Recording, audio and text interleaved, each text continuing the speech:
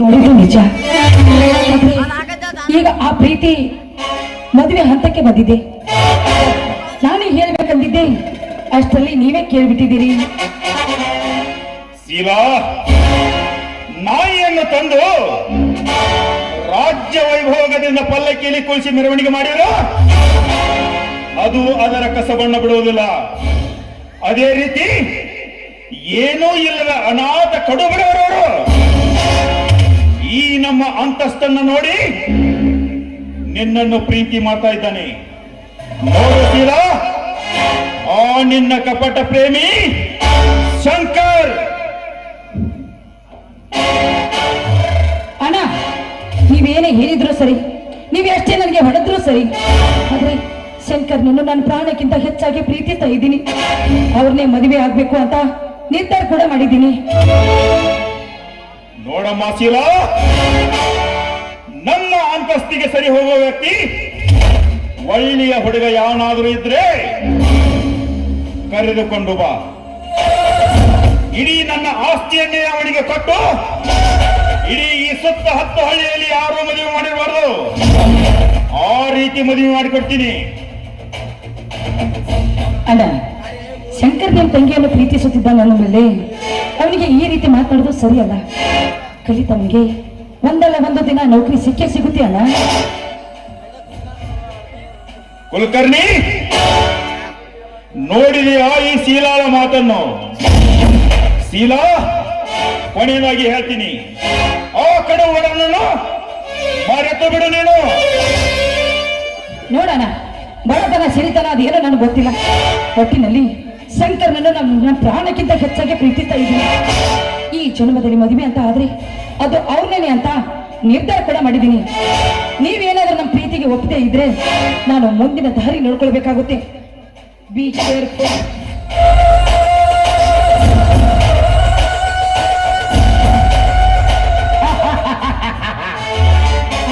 ಗಣ್ಯಾರ ಬರೋಬ್ಬರಿ ಅಂದ್ರೆ ಸೇವಾಮ ನಾವು ನೋಡ್ರಿ ಪ್ಲಾನ್ ಹಾಕಿ ಮಾಡ್ರ ಆತರ ಮತ್ತೆ ಇದನ್ನ ನೋಡ್ರಿ ದುಡ್ಡು ಖರ್ಚು ಆಗಲ್ದಂಗ ಮದುವೆನೂ ಆಕೈತಿ. ಅವ್ರದ್ದು ಹೊಲಾನು ನಮಗ ಫ್ಯಾಕ್ಟ್ರಿ ಕಟ್ಟಾಕ ಸಿಗ್ತೈತಿ. ನಿಮ್ಗೇನು ಖರ್ಚಾಗಂಗಿಲ್ರಿ. ಹಳದ್ ನೀರ ಹಳಕ ಹೋಗ್ತಾವ್ರಿ ಎದಗ್ಯಾರ. ಏ ಕುಲಕರ್ಣಿ, ಸುತ್ತಿ ಬಳಸಿ ಮಾತನಾಡಬೇಡ, ನೇರವಾಗಿ ಮಾತನಾಡು. ನೋಡು ಕುಲಕರ್ಣಿ, ಇದಕ್ಕೇನಾದ್ರೂ ಪ್ಲಾನ್ ನೀನೇ ಮಾಡು. ಪ್ಲಾನ್ ಮಾಡೇನಂದ್ರೆ ದಿನಾರ ಒಂದು ರಮೇಶ್ ಅವರ ತಮ್ಮನ ಕೈಯಾಗ ನಾವು ತಗೊಂಡ ಮದುವೆ ಮಾಡಿಬಿಡ್ರಿ. ಇಲ್ಲಂದ್ರೆ ಇರಲ್ರಿ ನಮ್ಮ ಮರ್ಯಾದೆ 7-11 ಆಕೈತಿ. 7-11 ಶಬಾಷ್ ಕುಲಕರ್ಣಿ, ಶಬಾಷ್. ಮೆಚ್ಚಿದೆ ಈ ನಿನ್ನ ಜಾಣತನಕ್ಕೆ.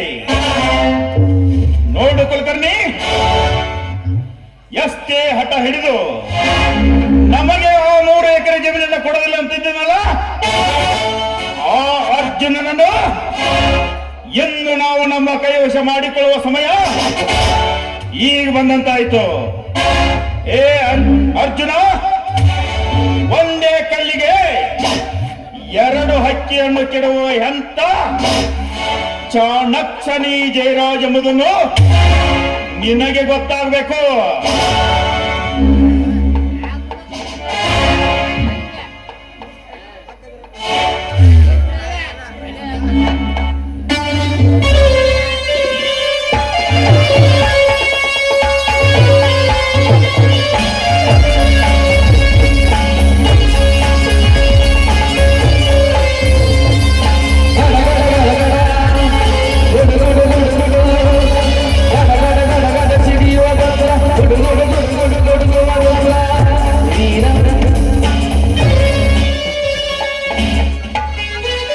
ಹಲೋ ಮಿಸ್ಟರ್ ಜಯರಾಜ್, ನೀವು ಕುಲಕರ್ಣಿ ತುಂಬಾ ಸಮಯದಿಂದ ಕಾಲ್ ಕಳ್ತಾ ಇದ್ರಲ್ಲ, ಯಾವ್ದಾದ್ರು ನಮ್ಮ ಫ್ಯಾಕ್ಟ್ರಿಗೆ ಹೊಸ ಆಫರ್ ಬಂದಿದ್ದೇನು?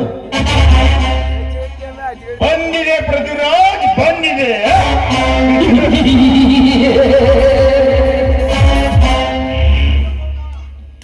ಆ 3 ಎಕರೆ ಜಮೀನಿನ ಸಲುವಾಗಿ ಎಷ್ಟೊಂದು ಜಿಗದಾಟ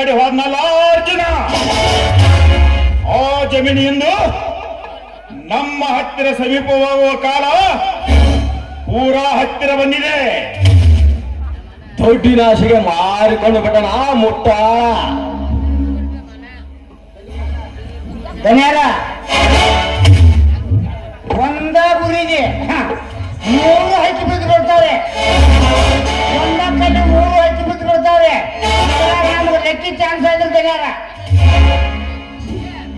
ಕುಲಕರ್ಣಿ ಬಂಡತನದಿಂದ ಶ್ರೀಮಂತರ ಹೆಂಡಸಿಗೆ ಬೆಳೆಸಕ್ಕೆ ಬಂದರೆ ಅವನಿಗೆ ದಂಡನೆವಾಗಿ ಅವನ ಸರ್ವ ಆಸ್ತಿಯನ್ನು ನಮ್ಮ ವಶ ಮಾಡಿಕೊಳ್ಳಲೇಬೇಕು.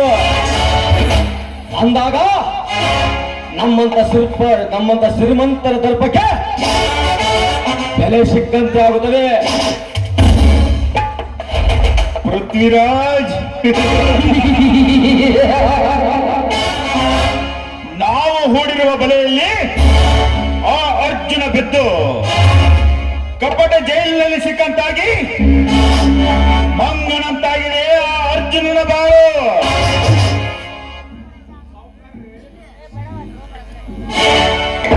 ಸಾವುಕಾರ ಲೋಗಾನಿ ಅಷ್ಟು ಸುಟ್ರು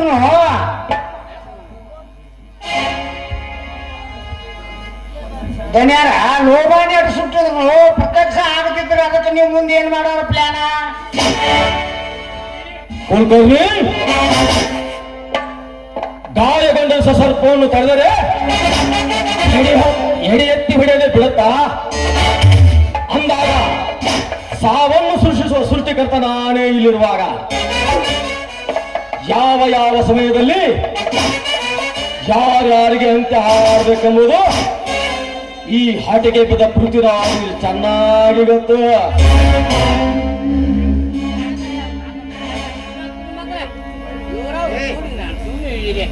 ಧನ್ಯಾರ ನಿಮ್ಮ ತಲೆಯಾಗ ಏನೇನಕ್ಕೆ ನೀವು ಮಾಡ್ರಿ, ಅವ್ರ ತಲೆಯಾಗ ಏನೇನಕ್ಕೆ ಅವ್ರು ಮಾಡೇ ಬಿಜಿ ಬಿಡ್ತಾರೆ.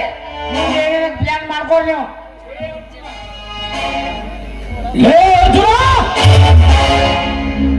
ಒಣಗಿದ ಕಾಡಿಗೆ ಬೆಂಕಿ ಹಚ್ಚಿ ಜಲ ಕಾಯಿಸ್ಕೊಳ್ಳಕತ್ತಿದೆಲ್ಲ, ಅದೇ ಕಾಡ್ಗಿಚ್ಚಿಂದ ನಿನ್ನ ಮನೆಗೆ ಹಚ್ಚಿ ಅದರ ಸೇಳನ್ನು ತೀರಿಸ್ಕೊಂಡೆ ಹೋದರೆ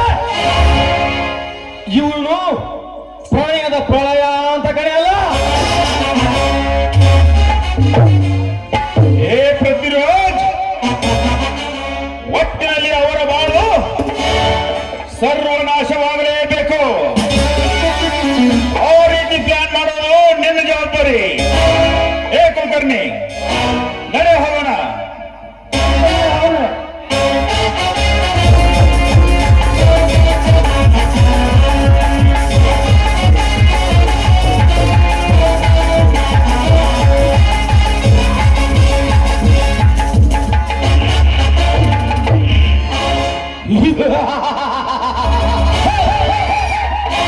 ಹೋಗು ಜಯರಾಜ್, ಹೋಗು. ಆ ಅರ್ಜುನ್ ಬಂದ ಕೇಳಿದಾಕ್ಷಣ ನಿನ್ನ ತಂಗಿಯನ್ನು ಅವನ ತಮ್ಮ ಶಂಕರಿಗೆ ಕೊಡ್ತೀನಿ ಅಂತ ಹೇಳಿ ಆರದ ಗಾಯವಾಗಿ ನನ್ನ ಮನಸ್ಸಿಗೆ ಬರೆಯಲು ಬಿಟ್ಟಲ್ಲ. ನೀನು ಹೂಡಿರೋ ತಂತ್ರಕ್ಕೆ ಪ್ರತಿತಂತ್ರ ಹೂಡುವ ತಂತ್ರಿಗಳನ್ನು ಅಂದಾಗ ನಿನ್ನ ಸರ್ವ ಆಸ್ತಿಯನ್ನು ನನ್ನ ವಶಪಡಿಸೋದಕ್ಕೆ ಹೋಗದ ನಾ ಪೇರು ಪೃಥ್ವಿರಾಜ್ ಕಾದ ವಸ್ತಾನ